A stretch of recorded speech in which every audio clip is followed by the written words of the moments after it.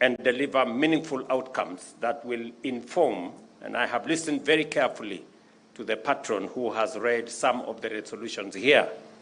Some of the resolutions that you have arrived at in this forum will inform policy of government going forward. This forum underscores the aspirations of our pastoralist communities for resilience, productivity, sustainability, and economic transformation. It also demonstrates our shared commitment to pursuing and achieving shared inclusive growth at all levels and in every part of the Republic of Kenya. The work set out for this summit is both substantial and significant, requiring pastoralist leadership to rigorously evaluate the implementation process of policies and programs, identify gaps in the strategies as we implement, and formulate a clear way forward to enhance pastoralist value chains, unlock development financial resources, generate higher incomes, and promote inclusive economic transformation. This summit must also address policy weaknesses and implementation bottlenecks while developing effective mechanisms to create more opportunities for all, especially our young people and women. I see the women leadership here speak with a lot of passion and defend their place in leadership of our country. They should have recognized, however, that the CS responsible for this event is equally a pastoralist girl from the body of this pastoralist summit. The summit must also, in an implicit message that consistently emanates from this forum, and it must be clear, by working together in unity, we can overcome historical marginalization, promote inclusion, foster equity, and deliver prosperity for not just this region, but for the rest of the country as well. I listened to the chair of the FCDC, and he said correctly that the fortunes of our pastoralist communities are intertwined with the fortunes of the rest of Kenya. There cannot be, in my very honest analysis, a progressive Kenya without a progressive pastoralist community. 85% of Kenya is arid and semi-arid. And therefore, if we have to speak positively about the progress of Kenya, it is not possible to leave behind 85% of Kenya that is arid and semi-arid.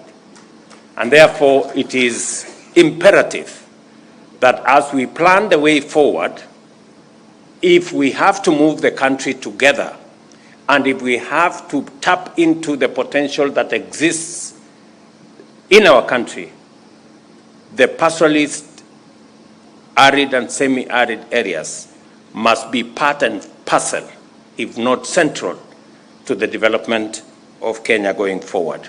In any case, the greatest potential today exists not in the rest of Kenya, but the greatest potential exists in arid and semi-arid areas, in the pastoralist community areas. I take this opportunity to express my gratitude to our development partners who have been strong supporters of this organization, in particular to thank the Swiss ambassador and the UNDP lead for your participation, your belief in this forum, and your support, as always. Your consistent support has been invaluable and has gone a long way to facilitate the implementation of important strategic objectives. Thank you for complementing the government support in this event and in the programs that we run together.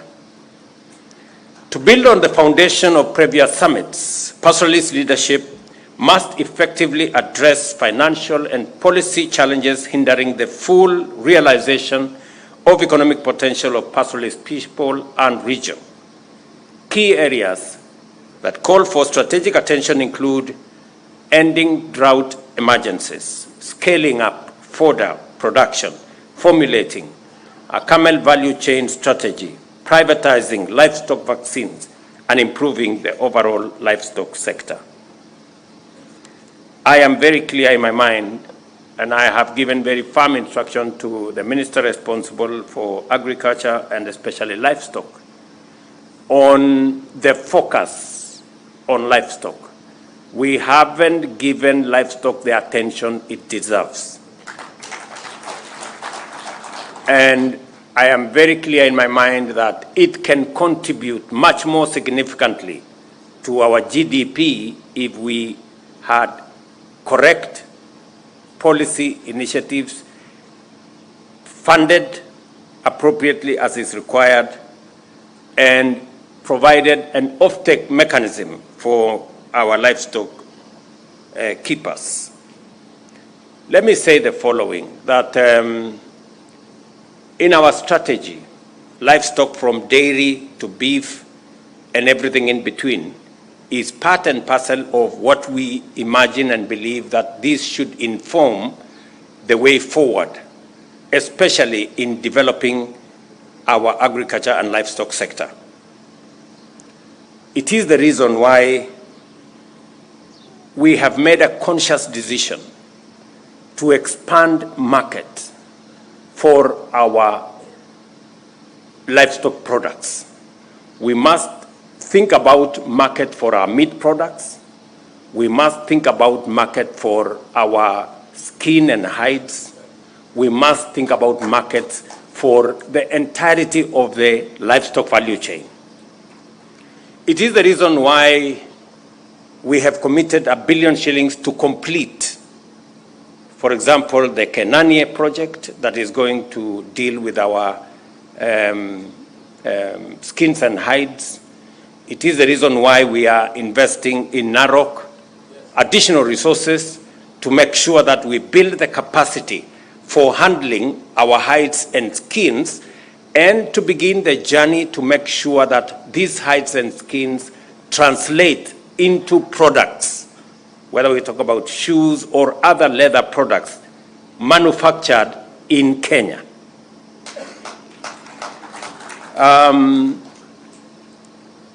Early next year, I will be presiding over the Kenyatta project opening that will give us 500 acres with the most modern treatment plant that will be available in Kenya. And I am asking the pastoralist community, as we provide offtake for your skins and hides, we must work backwards with counties so that we can make sure that the recovery of hides and skins from our abattoirs, from our other facilities that are being used is both correct and we use the right equipment, because some of the time we lose a lot of that skins and hides because of the flaying mechanism and the flaying capability.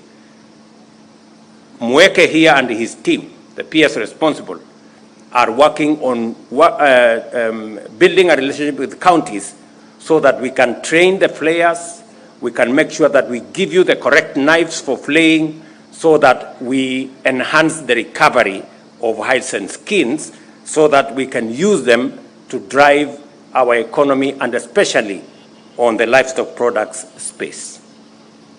Secondly, we are also working, and I want county governments, especially from these pastoralist communities, to work with us on making sure that we improve on the breed of the livestock that we have, both for milk and for beef.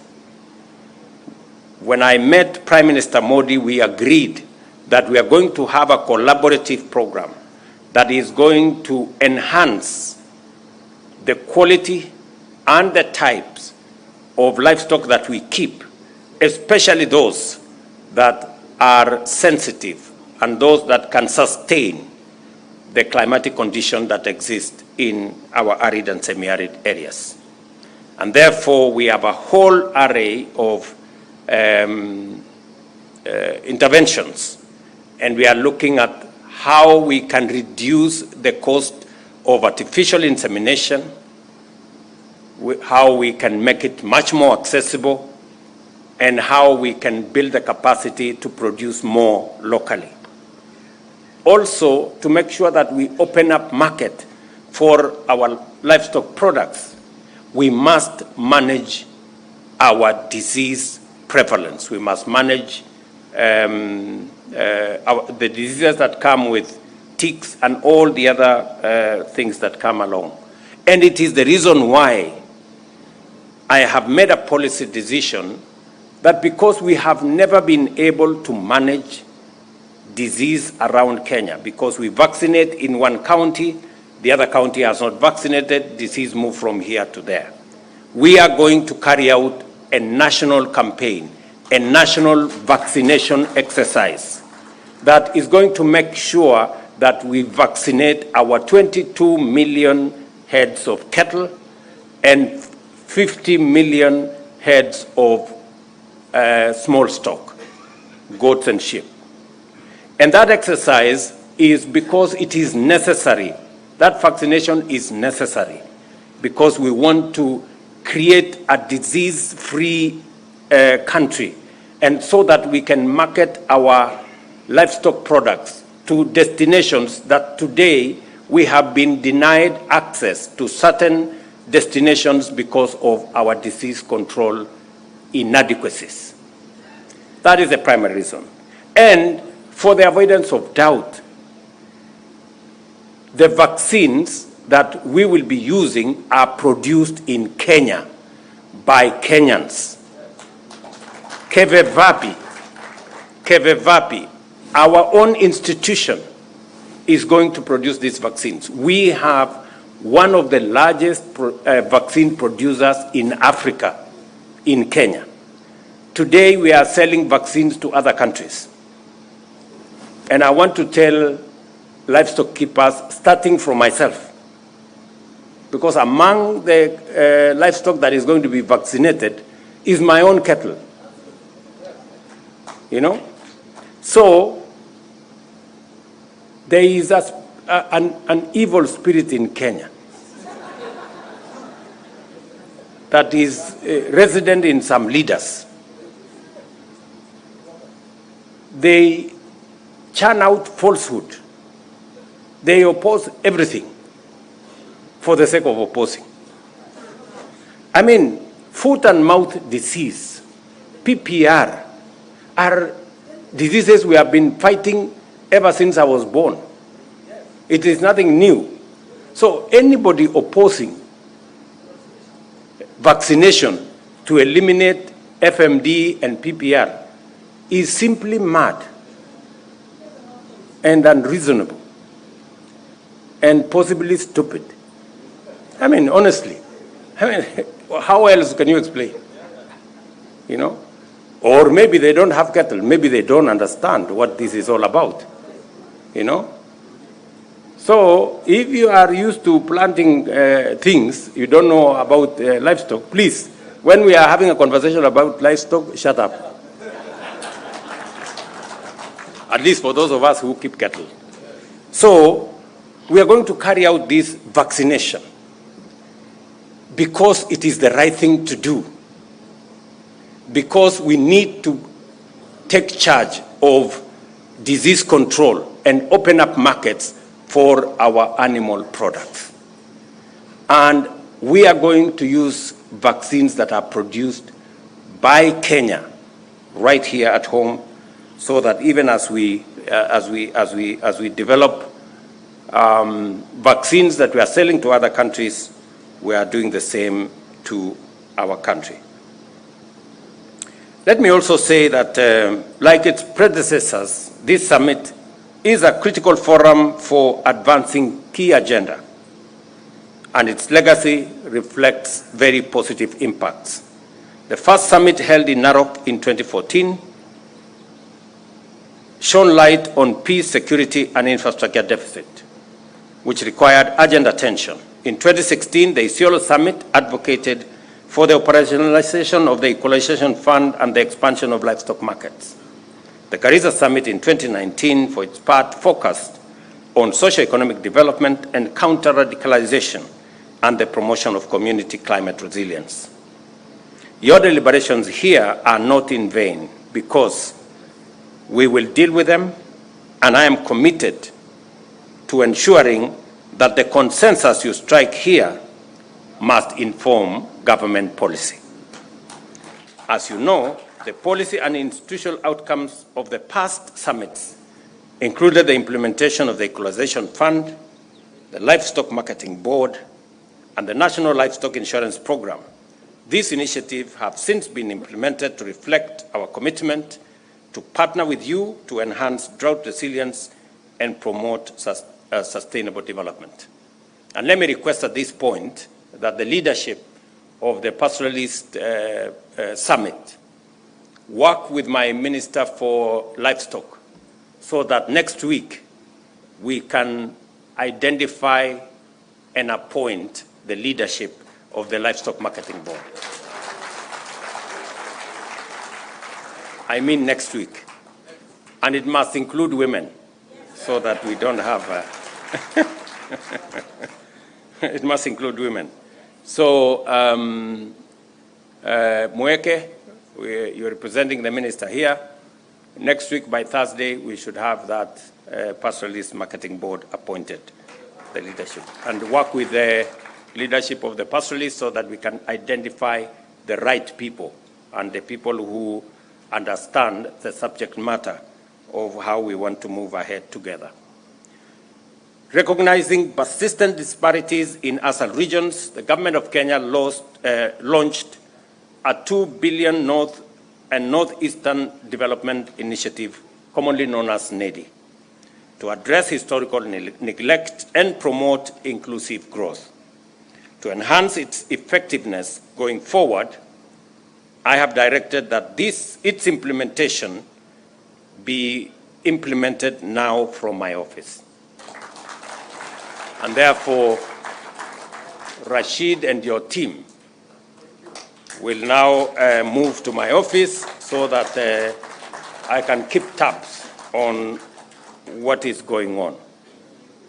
The newly established Livestock and Marketing and Products Board is key to organizing pastoralists into cooperatives and ensuring equitable market access. The Cabinet Secretary for Agriculture, as I have said, will expedite the appointment of the board and to make it operational by next week. Ladies and gentlemen, the modernization of pastoralist economies is crucial. This can be achieved by promoting the adoption of modern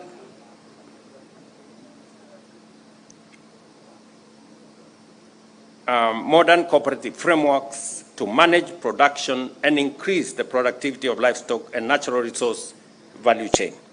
In this connection, I have instructed the Cabinet Secretary for Cooperatives to strengthen cooperative movement in northern Kenya and work with counties to train those responsible for the management of these cooperatives.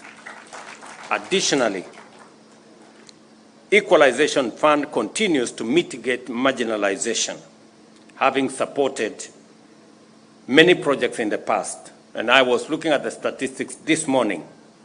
You're all aware Equalization Fund was set up subsequent to the 2010 Constitution because of the inequalities that existed in our country and the need to bridge the gap between counties and regions that were way ahead of the others. I know there have been many policy changes in between, but the numbers speak for themselves.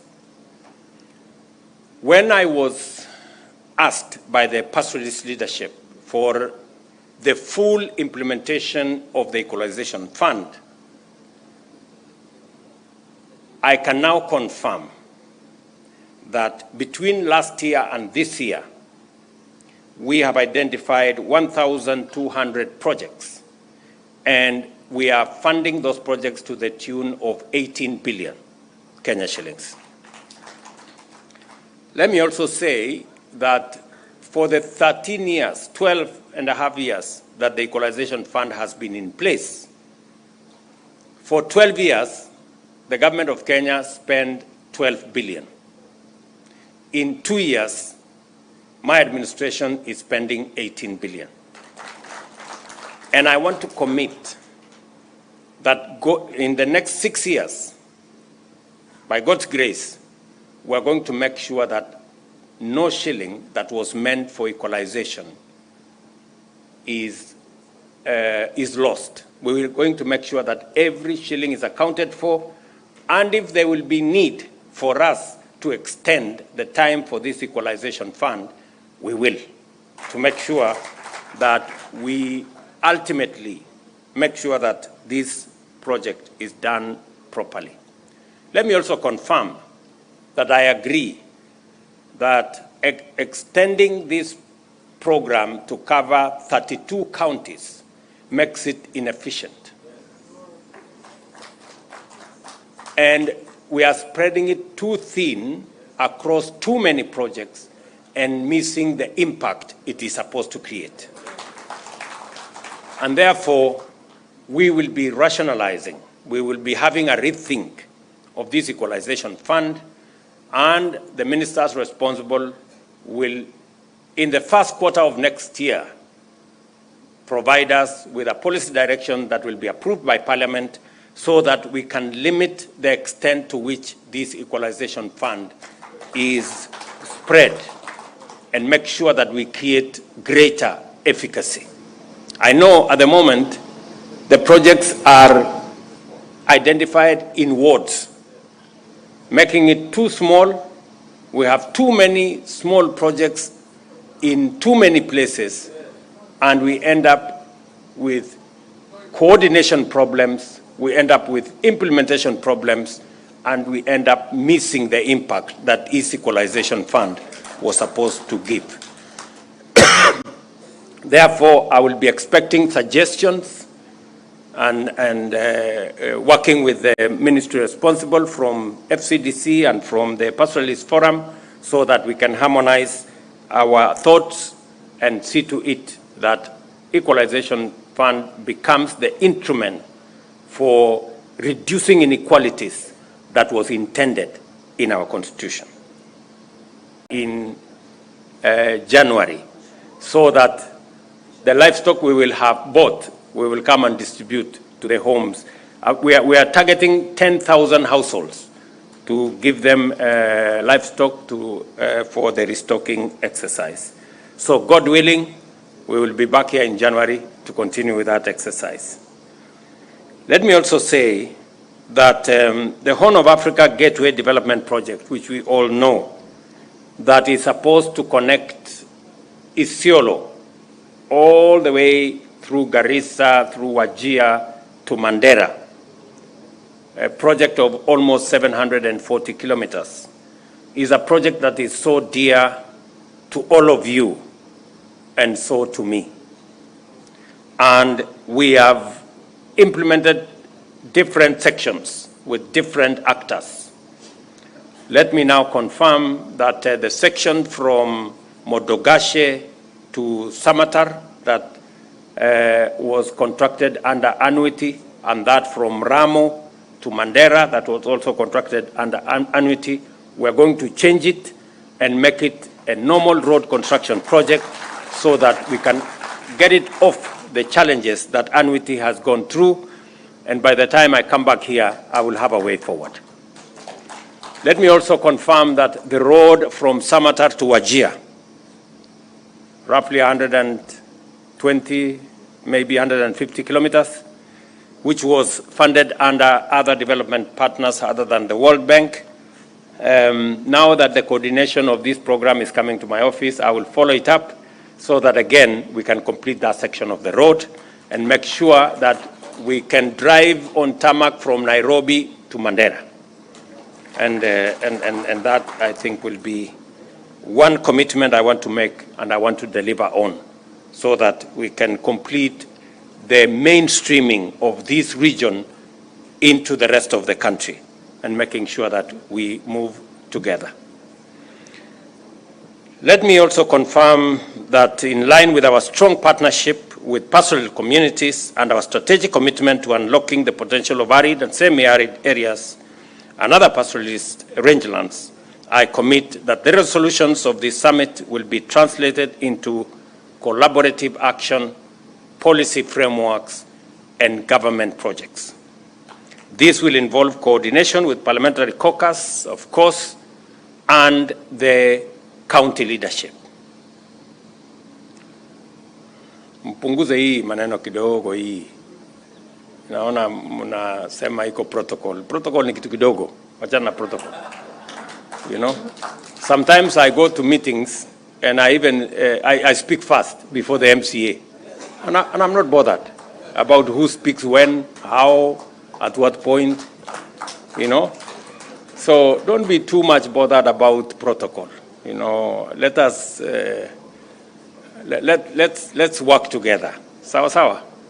So I know sometimes people are affected. Maybe I needed to speak here, I needed to speak there. Pole pole, you know. Bora si tumeongea sisi wote. Haijalishi watu hawatakumbuka nani aliongea before who. Watajua tu kuna watu waliongea hapo na kila mtu alisema mambo yake na sasa tuko sawa. Si ndio? So mtulize boli. Najua governors waliongea mbele ya wabunge wameongea nyuma yao namna hiyo. Hata mimi ningeanzisha hii mkutano ingekuwa mzuri, ningeongea mbele. And sometimes you people, you know, I have been around for a while.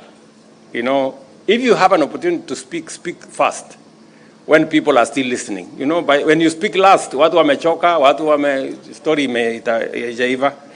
So tuendelee namna hiyo na tushirikiane pamoja. Mimi nataka nikubaliane na nyinyi, pia ningependa kusema mambo mawili ama matatu ya muhimu. Pia mbali na yale yote nimeyasema hapa, usalama wa nchi ni ya muhimu sana.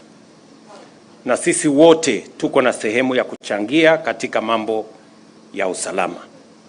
Kazi ambayo tumefanya kwa miaka miwili, nilisema ya kwamba we are going to modernize the security equipment that we have and improve our counties.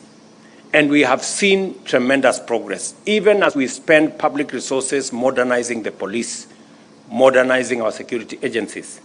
And we are spending close to 20 billion shillings to modernize the equipment and the facilities and the capabilities that are available to our policemen and women so that they can improve on our security. But we must also realize that this security is also a matter for each and every one of us. But as I committed, we need to silence those who are shooting everywhere. And I am very happy that the last 2 years we have reduced on conflict, we have reduced on cattle rustling, we have reduced on insecurity generally, but there is still a lot of work to be done. And I need the support, the collaboration, the partnership of all leaders, together with the security agencies, so that we can take charge of the security of our country. I also committed that we are going to eliminate the old story of vetting because it discriminated on some Kenyans.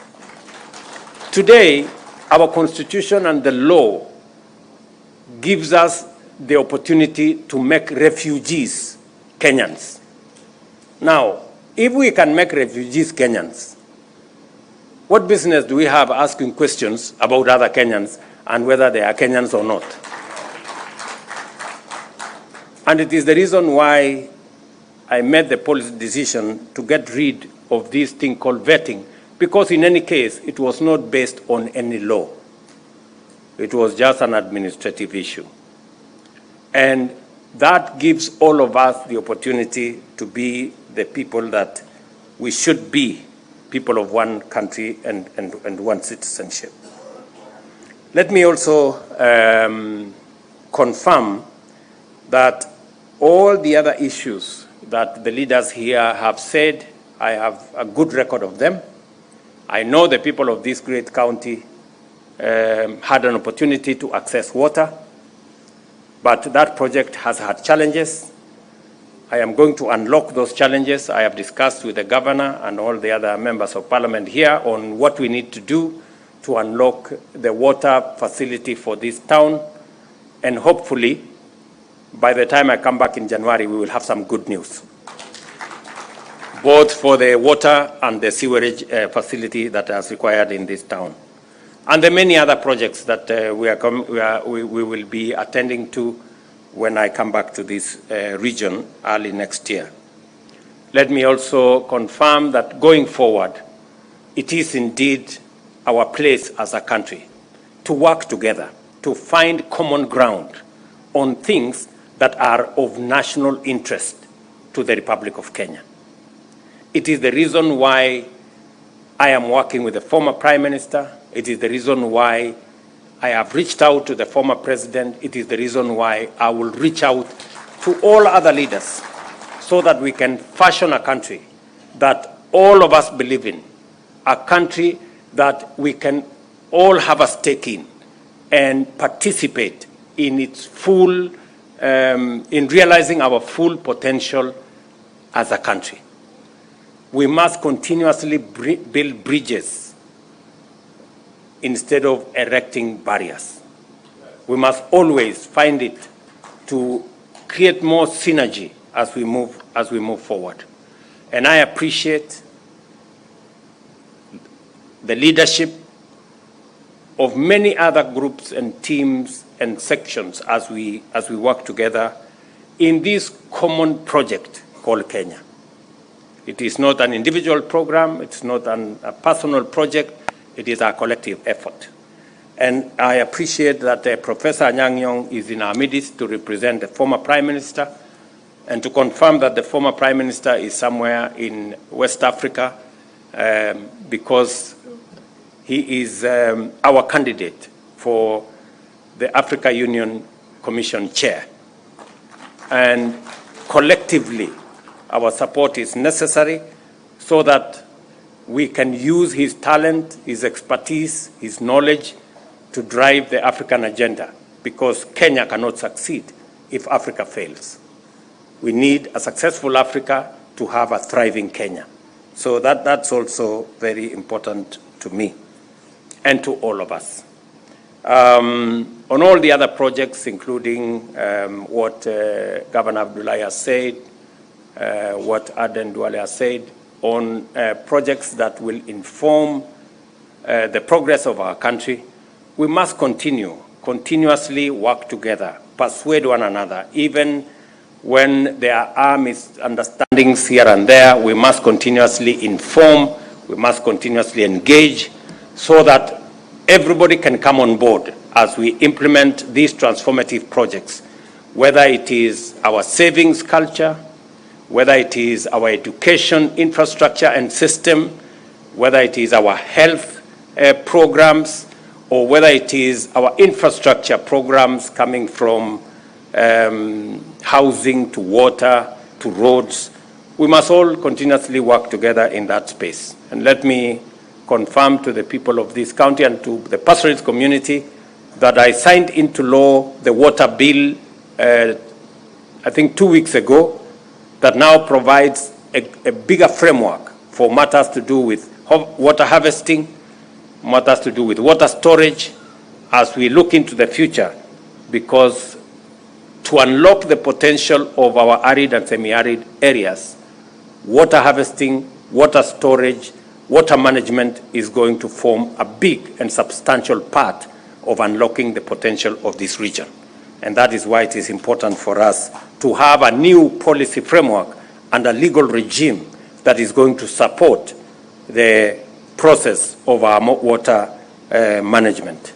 Let me also confirm to you that as we hire more teachers, and this December, we are going to hire another 20,000 teachers, because education is important. And I want to tell the pastoralist communities, education is still a big challenge in this region. and leaders, pastoralist leaders to be specific, must mind about the education of the children of pastoralists as we do for the children of Kenya. I did say before, I will repeat again, that it is time that pastoralists take up teaching as a profession. Many pastoralists do not think a lot about, they like education, but they don't know that education comes with teachers. So there is no education without teachers. So if you don't have great consideration for teaching, then it undermines your belief in education. You cannot continue to depend on teachers that come from other places, because you all know the consequences that befall those who depend on teachers coming from far away. Whenever there is a small crisis, they find an excuse to seek a transfer, and you end up with classrooms that do not have teachers. I'm very happy with what counties have done. They have done more to sponsor teachers from this region to our teacher training colleges, and I made a confirmation that we are going to provide affirmative action for you. If you sponsor more teachers, we are going to create more places in our teaching institutions, teacher training institutions, so that we can train more teachers from this region, and so that as we employ teachers, we can also employ teachers from this region to serve the children from the pastoralist communities. So I want to thank you very much for this great meeting that we have had. I am very confident that going into the future, we can build a much more cohesive, much more united country as we contribute our best in making Kenya great.